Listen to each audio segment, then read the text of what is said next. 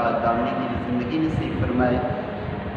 आज बेटा हम हदीस का जो हमारा सिलेबस है आज हम उसकी तरफ आते हैं और हमारे सिलेबस के अंदर हदीस मुबारका 11 से लेकर 20 तक है और फर्स्ट टर्म के अंदर हमारे 11 से लेकर 15 तक अहादीस है। तो आज इनमें से हम 3 अहादीस जो हैं वो डिस्कस करेंगे। तरीक़ाकार ये होगा कि जैसे मैंने हदीस मुबारका इसके ऊपर वाइट बोर्ड पर लिखी है, हदीस मुबारका है, ये हदीस मुबारका कहलवाऊँगा, इसका तर्जुमा कहलवाऊँगा और उससे पहले क्या कहते हैं हम इसकी रीडिंग करेंगे। पहले रीडिंग करेंगे तशरीह की, फिर इसके बाद हम आएंगे इस तरफ और इसके चंद सवालात भी यहाँ पर दिए गए हैं, तो इन तमाम चीज़ों का हम फिर यहाँ पर डिस्कस करेंगे। तो हमारी हदीस नंबर 11 जो है अगर हम इसको देखें तो चले पहले हम उसके तर्जुमे को हदीस मुबारका पढ़ते हैं और उसका तर्जुमा, फिर हम तशरीह पढ़कर उसके सवालों की तरफ आते हैं। तो आप लोग अपनी बुक खोलेंगे और बुक में पेज नंबर 52 आप लोग निकालोगे। तो 52 में हदीस मुबारका नंबर 11 जो है वो हमारी है। तो मैं इसको कहलवाता हूँ, आप मेरे साथ उसको कहेंगे, फिर तर्जुमा आप लोगों को कहलवाता हूँ, फिर तशरीह की तरफ आते हैं। बिस्मिल्लाहिर्रहमानिर्रहीम। अल्लाहुम्मा सल्लि अला मुहम्मदिन नबिय्यिल उम्मी व अला आलिहि व अस्हाबिहि व सल्लिम तस्लीमन कसीरन कसीरा। क़ाल नबी सल्लल्लाहु अलैहि वसल्लम अस्सलातु इमादुद्दीन वमन अक़ामहा फ़क़द अक़ामद्दीन वमन हदमहा फ़क़द हदमद्दीन। ये हदीस मुबारका। अब हम इसका तर्जुमा करते हैं। अस्सलात नमाज, इमाद सुकून, दीन दीन। अस्सलातु इमादुद्दीन नमाज दीन का सुकून है। वो और मन जिसने अक़ामहा इसको कायम किया, फ़क़द तो यकीनन अक़ामद्दीन उसने दीन को कायम किया। वमन अक़ामहा और जिसने इस नमाज को कायम किया, फ़क़द अक़ामद्दीन तो उसने दीन को कायम किया। वमन और जिसने हदमहा उसको गिरा दिया, नमाज को कायम ना किया, फ़क़द हदमद्दीन तो उसने दीन को गिरा दिया। जिसने इसको गिरा दिया उसने दीन को गिरा दिया। तो बेटा ये आपने इसके हदीस मुबारका के अल्फाज भी पढ़ने और इसका तर्जुमा भी आप लोगों ने याद भी करना और लिखना भी है। अब हम आते हैं तशरीह की तरफ। आप लोग हम उसकी रीडिंग करते हैं, फिर उसके सवाल और जवाब की तरफ आएंगे।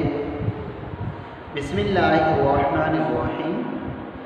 इस हदीस में दीन को एक इमारत से तशबीह दी गई है जिसका सुकून नमाज है।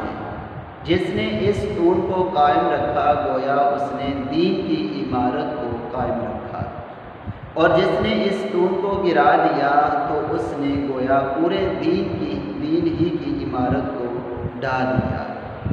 इससे नमाज की अहमियत वाज़ेह हो गई कि हर मुसलमान के लिए रोज़ाना 5 मरतबा ईमान के इम्तिहान का मौका आता है।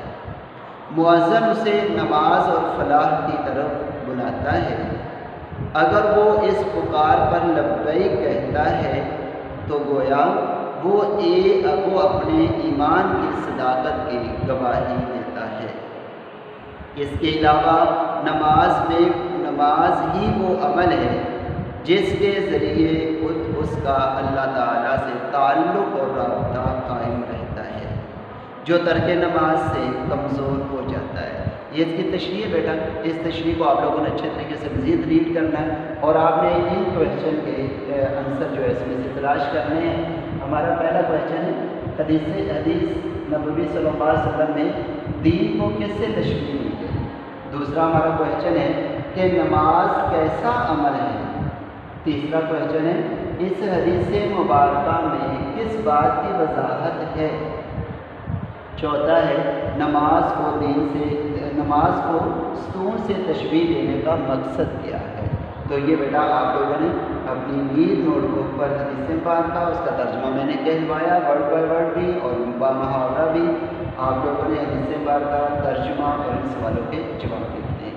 اب ہم آتے ہیں اور اس میں نماز کی اہمیت بتائی گئی اور نماز ہمیں پڑھنی چاہیے، نماز ہماری زندگی کا حصہ ہونا چاہیے، طبیعت ثانی پڑھے بغیر ہمارا گزارا نہیں ہونا چاہیے، ایسا ہمارا زندگی کا عمل نماز ہونا چاہیے۔ اب ہم آتے ہیں حدیث بارکہ نمبر 12 کی طرف۔ حدیث بارکہ نمبر 12 ہے، آپ پیج نکالیں گے، پیج نمبر 53 ہے، حدیث بارکہ نمبر 12۔ قال النبی صلی اللہ علیہ وسلم اذا قلت لصاحبك یوم الجمعۃ انصت والامام یخطب فقد لغوت۔ اذا قلت لصاحبك یوم الجمعۃ انصت والامام یخطب فقد لغوت۔ ترجمہ یہ ہے، نبی اکرم صلی اللہ علیہ وسلم نے فرمایا، اذا جب قلت تو نے کہا، لصاحبک اپنے پاس بیٹھنے والے کو، یوم الجمعہ جمعہ کے دن، انصت خاموش ہو جا۔ اذا قلت لصاحبک جب تو نے اپنے ساتھی سے کہا، یوم الجمعہ جمعہ کے دن، انصت خاموش ہو جا، والامام اور امام یخطب خطبہ دے رہا تھا، فقد تو یقیناً، لغوت تو نے فضول بات کہی۔ تو اس حدیث مبارکہ میں جمعہ کے ادب کو بتایا گیا کہ کیونکہ جمعے کے دن خطبے کا سننا، جو عربی والا خطبہ ہے اس خطبے کا سننا جمعے کے دن یہ واجب ہے، اور اس میں تو یہاں تک بتا دیا گیا تم اگر کوئی تمہارے پاس بیٹھا بات کر رہا ہے تو تم بات نہیں کرو بلکہ اس کو بھی خاموش نہیں کرو، اور اپنا پوری توجہ اور پوری انٹریکشن تمہاری خطبے کے سننے کی طرف ہونی چاہیے۔ اب ہم ریڈنگ کی طرف آتے ہیں۔ تشریح سے حدیث مبارکہ کی، حدیث مبارکہ نمبر 12 کی، کہ علم کا پہلا ادب یہ ہے کہ علم کی بات کو خاموشی اور توجہ سے سنا جائے۔ واعظ و نصیحت سے فائدہ اٹھانے کے لیے ضروری ہے کہ سب سے پہلے اسے توجہ سے سنا جائے۔ اگر کوئی بات دھیان سے سنی ہی نہ جائے تو اسے سمجھنا بھی ناممکن ہوگا، اور پھر اس پر عمل کیوں کر ہو سکے گا۔ چنانچہ تاکید فرمائی گئی کہ جمعے کا خطبہ جو کہ اسلامی تعلیمات کے بارے میں رہنمائی کا ذریعہ ہے، اسے خاموشی اور توجہ سے سنا جائے۔ اس حدیث میں ایک اور اشارہ ہے کہ جمعے کے خطبے کے دوران یہ بھی روا نہیں کہ اس دوران اگر کوئی شخص بول رہا ہو تو اسے منع کیا جائے، کیونکہ اس سے بھی لوگوں کی توجہ دوسری طرف منتقل ہو سکتی ہے اور اس کے سننے کا عمل بھی متاثر ہو سکتا ہے۔ اس تشریح کو آپ لوگوں نے پڑھنا مزید، اور پھر یہ 2 سوال کے جواب ہیں کہ پہلے چاہیے آپ لوگوں سے علم کا پہلا ادب کیا ہے، جمعے کا خطبہ سننا فرض، واجب یا سنت ہے۔ یہ 2 سوالوں کے جواب بھی آپ لوگوں نے لکھ دیے۔ ہم آتے ہیں تیسری حدیث مبارکہ کی طرف، وہ بھی جمعۃ المبارک کے حوالے سے ہی ہے، اس میں بھی ایک بڑا اہم ادب بتایا گیا ہے کہ قال النبی صلی اللہ علیہ وسلم من تخطى رقاب الناس یوم الجمعۃ اتخذ جسرا الى جہنم، اتخذ جسرا الى جہنم۔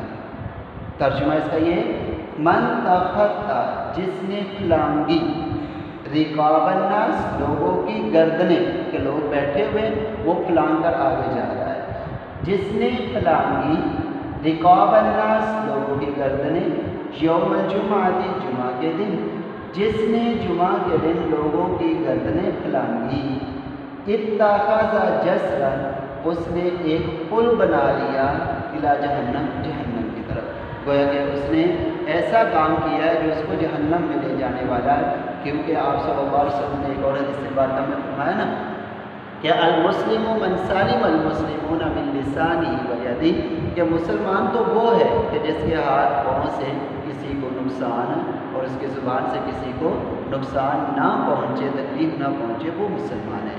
تو اس حدیث مبارکہ میں بھی जैसे अभी हम पढ़ते हैं इसकी तशरीह, तो यही बात क्लियर की गई है कि तुम बाद में आए हो, आगे बैठ जो रहे हो जाकर, तो दूसरों को तकलीफ़ देकर आगे पहुंच रहे हो, तो ये तुम्हारा आए बड़े अच्छे काम के लिए हो, लेकिन ये तुम्हारा अमल जो वो ठीक नहीं है। सफ़ा नंबर 53 है, हदीस मुबारका नंबर 13 तशरीह। इस हदीस में अदाब जुमा, अदाब मजलिस, एहतराम इंसानियत, तहज़ीब व सलीका और नज़्म व ज़ब्त की तरफ तवज्जो दिलाई गई है। मुआशरत की मदरजा वाला तमाम खूबियों के बारे में एक जामे तालीम देने के लिए अदाब नमाज जुमा को मौजू बनाया गया है कि जब जुमा का खुतबा हो रहा हो तो बाद में आने वाले पहले से बैठे हुए लोगों की गर्दनों को फैलान कर आगे ना जाएं, क्योंकि ये बात अदाब मजलिस के ख़िलाफ़ है और पहले से बैठे हुए लोगों के एहतराम के भी ख़िलाफ़ है, नीज़ तहज़ीब व सलीका के भी मुनाफी है। लिहाजा शाइस्तगी के साथ जहाँ जगह मिले वहीं बैठ जाना चाहिए। तो इसलिए बेटा इसको आप लोगों ने रीड करना है और ये दो सवाल हैं, इनके जवाब देने हैं कि इस हदीस मुबारका में किस बात की तरफ तवज्जो दिलाई गई, दूसरा लोगों को तंग करने से मना किया गया, इस पर कोई हदीस मुबारका लिखें।